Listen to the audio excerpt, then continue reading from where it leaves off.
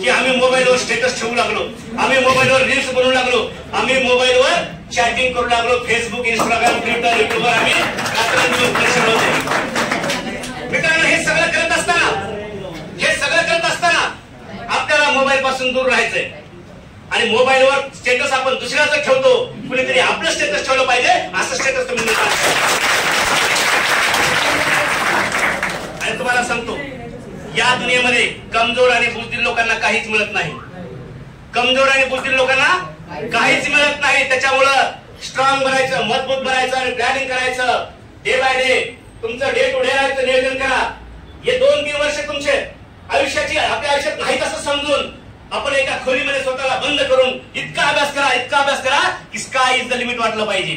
आकाशही ठेंग वाटलं पाहिजे. त्या आकाशाला एक गोष्ट आपण घातली पाहिजे आणि आपल्या बापाचं, आपल्या माईचं स्वप्न आपण पूर्ण केलं पाहिजे. मला खात्री आहे तुम्ही सगळे खेडेगावातली मुलं असणार, बरोबर सर? शेतकऱ्याची पोरं असणार. आमच्या शेतात राब बघते. आमचा बाप तिथे घाम घालतो, रात्रंदिवस कष्ट करतो, फाटकी बनेल घालतो माझा बाप, माझी माय मळलेलं लुगडं घालते आणि आमच्या ट्युशनच्या फीस साठी पैसे गोळा करून देते. प्रसंगी दागिने विकते, मंगळसूत्र गहाण ठेवते आणि आम्हाला राजवीर अकॅडमी सारख्या ठिकाणी आम्हाला शिकायला पाठवते. या संधीचं सोनं करा मित्रांनो.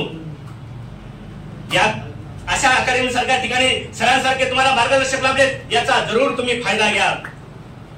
मुश्किलों से भागना आसान होता है, मुश्किलों से भागना आसान होता है, जिंदगी में हर पहलू का इम्तिहान होता है. मुश्किलों से भागना आसान होता है, जिंदगी में हर पहलू का इम्तिहान होता है.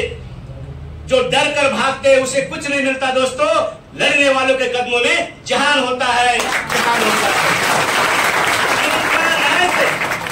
तुम्हाला झुंजायचंय, तुम्हाला संघर्ष करायचा आहे. कशासोबत करायचा आहे? मित्र म्हणेल की जगातलं सगळ्यात सोपं काम आहे अभ्यास करणं. काही अवघड नाही आम्हाला. मस्त फॅन आहेत, एसी आहे, कूलर आहे, पंखा आहे, लाईट आहे. अशा काळामध्ये आपल्याला फार मोठं व्हायचंय. आणि यशाचं मापदंड काय? तर तुम्ही यशस्वी झालं की जे आज तुमचे टिंगल टवाळी करतात लोक, जे तुम्हाला पाठीमागे नावं ठेवतात, त्याच लोकांना तुम्हाला दाखवायचंय की यश काय असते. इतकं मोठं बना की त्याच लोकांनी टिंगल करणारे तुम्हाला सलाम केला पाहिजे आणि शाहरुख ठोकला पाहिजे. खरं तर हा पुरस्कार आम्हाला 26 जानेवारी 2025 ला मिळणार होता. 26 जानेवारी 2025 ला एक ऐतिहासिक महत्व आहे. कारण 26 नोव्हेंबर 1949 रोजी भारताने संविधान अंगीकृत केलं आणि 26 जानेवारी 1950 पासून संविधान अंमलात आलं. आणि अंमलात आणून या संविधान अंमलात आणण्याला 75 वर्ष पूर्ण होत आहेत मित्रांनो. आणि पूर्ण देशभर स्वातंत्र्य संविधान दिनाचा अमृत महोत्सवी वर्ष साजरा केला जात आहे.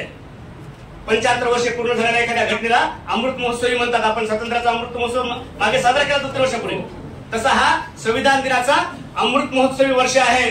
डॉक्टर बाबासाहेबांनी आपल्याला शिकवलंय की शिक्षण हे वाघिणीचे दूध आहे आणि जो कोणी पिल तो गुरगुरल्याशिवाय राहणार नाही. आणि म्हणून तुम्हाला सांगायचंय कि बुलबुल के परों में बाज नहीं होते, बुलबुल के परों में बाज नहीं होते, कमजोर लोगों के हाथों में कभी राज नहीं होते, जिन्हें झुककर चलने की पड़े यह आदतें, उन लोगों के सिरों पर कभी ताज नहीं होते, उन लोगों के सिरों पर कभी ताज नहीं होते. तुमच्या देशाचा ताज जर बसवायचा असेल तर तुम्हाला ताठ मानेनं अभ्यास करावा लागेल. आपल्या आईचं, आपल्या वडिलांचं कॉलर टाईट राहील अशा प्रकारचा अभ्यास करावा लागेल. नाही तर आपण हल्लीची पिढी बघतो सर की या मोबाईलच्या दुनियात मी म्हटलं तुम्हाला की हरवून चाललेत. बॉयफ्रेंड, गर्लफ्रेंड अशा अनेक गोष्टी. तुम्ही तरुण आहात, तुमच्यासोबत बोलायला काही हरकत नाहीये. आमचा तिकडे बराच वेळ वाया जातोय.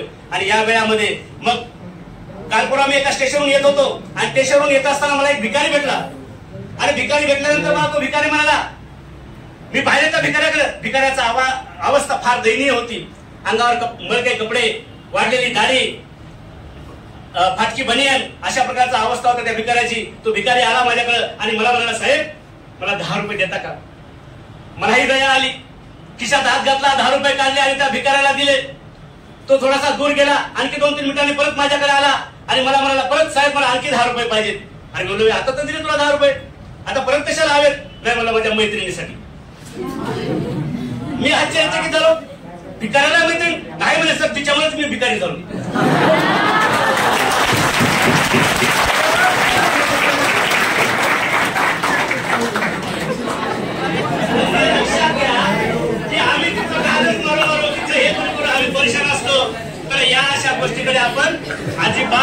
करायचं नाही, आपण आपलं करिअर, आपल्या करिअरकडे आपल्याला ध्यान द्यायचं आहे.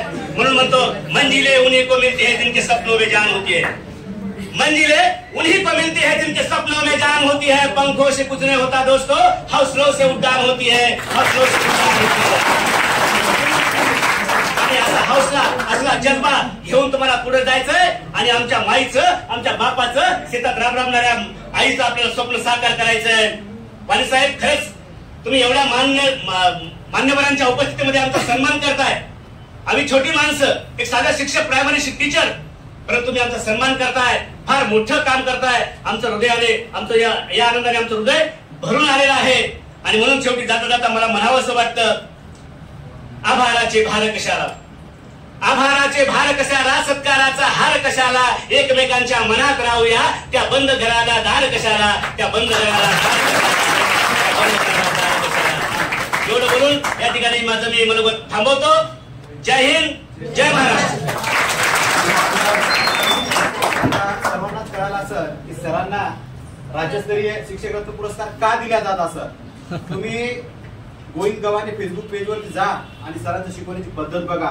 लहान लहान मुलं आहेत, एक शिक्षकी शाळा आहे, एकच शिक्षक आहे सर, 4 वर्ग सांभाळतात. त्या लेकरांमध्ये खेळून रमून बाळ होतात त्याच्यामध्ये. आणि त्यांना मला तरी असं वाटतं, माझं मी भाग्य समजतो की त्यांना मी माझ्या संघटनेचा